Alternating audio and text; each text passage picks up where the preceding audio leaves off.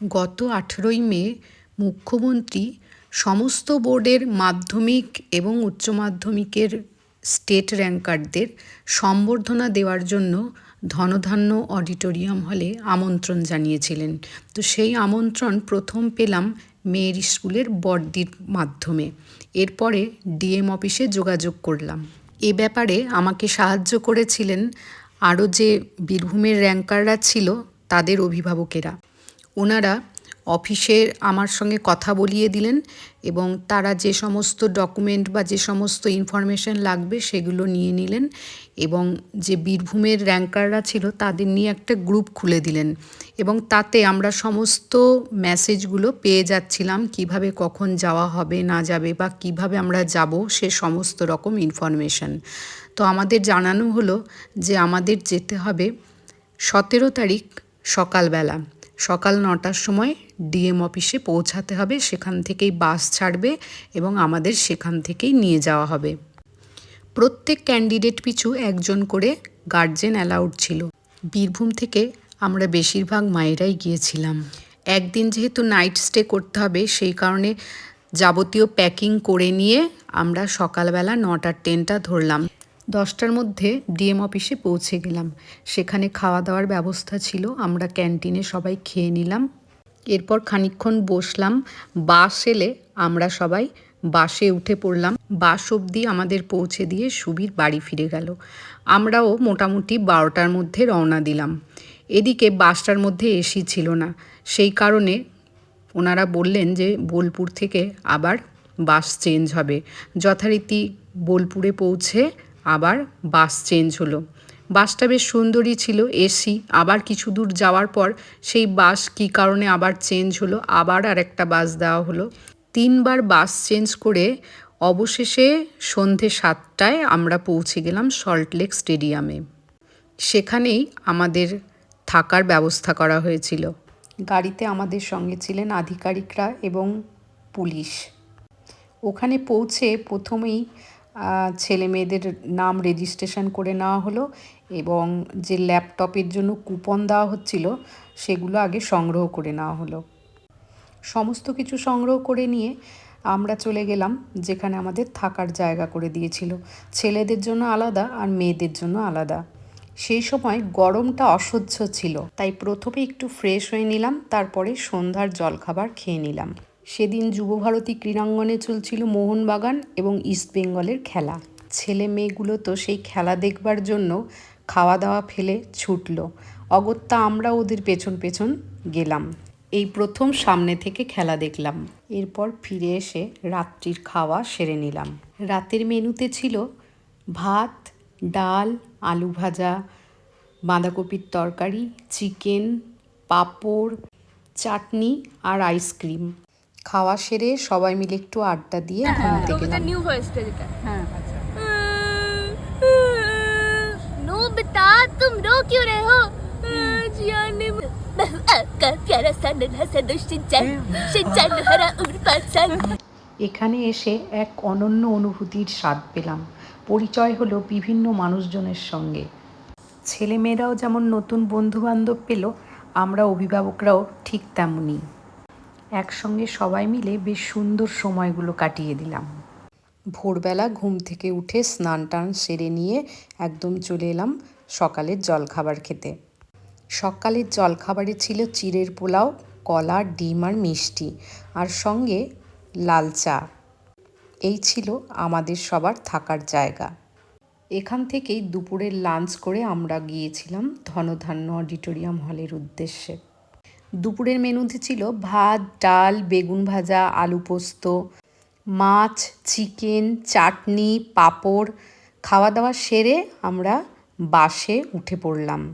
11:30 নাগাদ সল্টলেক স্টেডিয়াম থেকে বাস ছাড়লো এবং আমরা ধনধান্য অডিটোরিয়াম হলে যখন পৌঁছালাম তখন মোটামুটি 12:30। অত্যন্ত কড়া পুলিশি নিরাপত্তা বলয়ের মধ্যে দিয়ে আমরা সেখানে পৌঁছালাম। সেখানে পৌঁছেও অনেক রকম চেকিংয়ের পর আমরা অডিটোরিয়াম হলে ঢুকলাম। চারিদিকে সাদা পোশাকে শুধু পুলিশ আর পুলিশ। অডিটোরিয়ামের 2 নম্বর গেটে আমরা নেমেছিলাম আর 4 নম্বর গেট দিয়ে আমাদের ঢুকতে হবে। তো এই 2 নম্বর গেট থেকে 4 নম্বর গেট অবধি এই গরমে যেতে যেতে কালঘাম ছুটে গেল।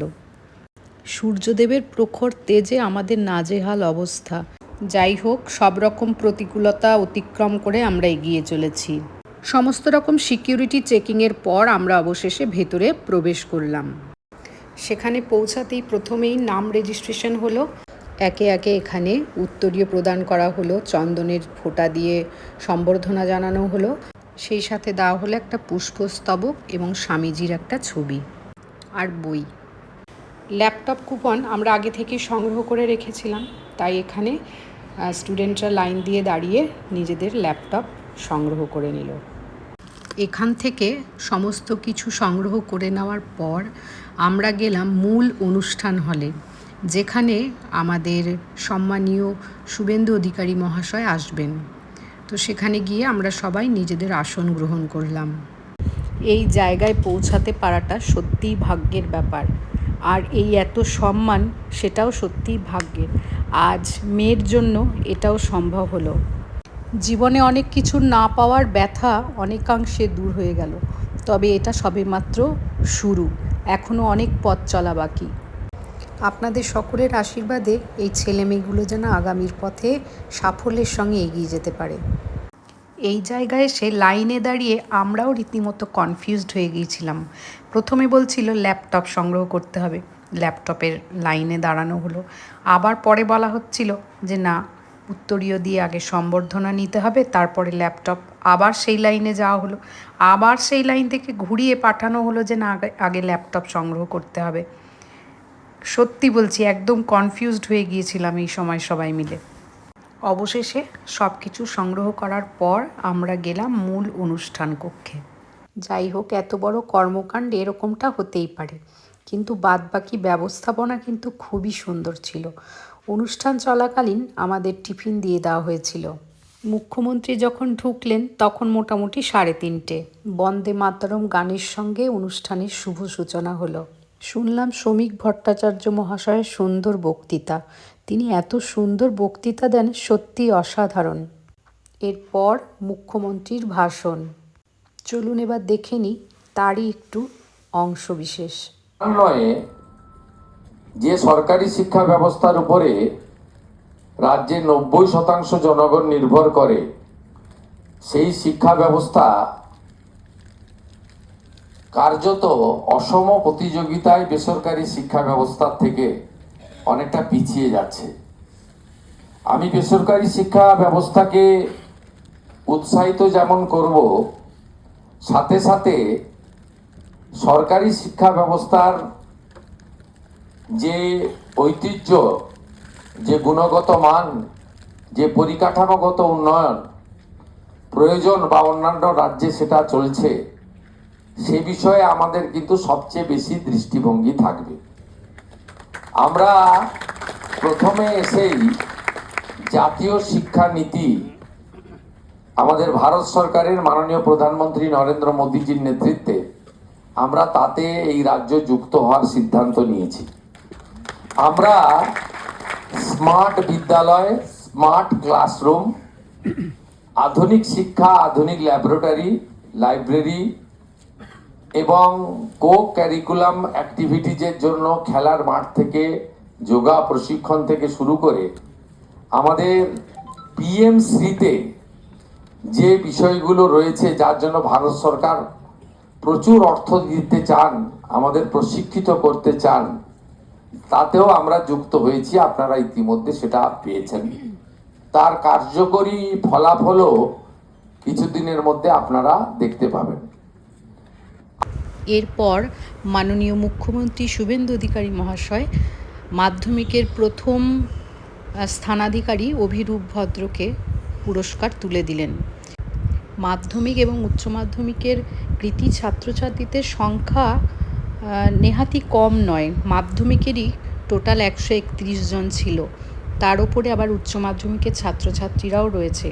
তাই শুধুমাত্র মাধ্যমিক এবং উচ্চ মাধ্যমিকের প্রথম এবং দ্বিতীয় স্থানাধিকারীকেই মুখ্যমন্ত্রী শুভেন্দু অধিকারী মহাশয় এবং শ্রমিক ভট্টাচার্য মহাশয় নিজ হাতে পুরস্কার তুলে দিলেন, কিন্তু বাকি কৃতী ছাত্রছাত্রীদেরও কিন্তু মুখ্যমন্ত্রী নিরাশ করেননি। তিনি সোজা নেমে এসেছিলেন ছাত্রছাত্রীদের মাঝখানে এবং তাদের সাথে করমর্দন করে কথা বলে সবার আকাঙ্ক্ষা মিটিয়েছিলেন।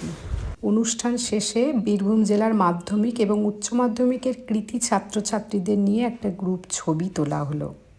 এরপর আমাদের গাড়ি বাড়ির উদ্দেশ্যে রওনা দিল। মোটামুটি 6:30 নাগাদ আমরা বেরিয়ে পড়লাম বাড়ির উদ্দেশ্যে। পথে পানাগড়ে নেমে একটু চা জলখাবার খেয়ে নেওয়া হলো। এখান থেকে আবার গাড়ি রওনা দিল। আমরা যখন সাতকেন্দুরি মোড়ে নামলাম তখন মোটামুটি রাত্রি 10:30। আমাদেরকে নিয়ে আসার জন্য সুবীর আগে থেকেই কাঞ্চনকে নিয়ে দাঁড়িয়েছিল। অবশেষে বাড়ি পৌঁছালাম। আজকের মতো তাহলে এইটুকুই বন্ধুরা, দেখা হবে আবার নেক্সট ভিডিওতে।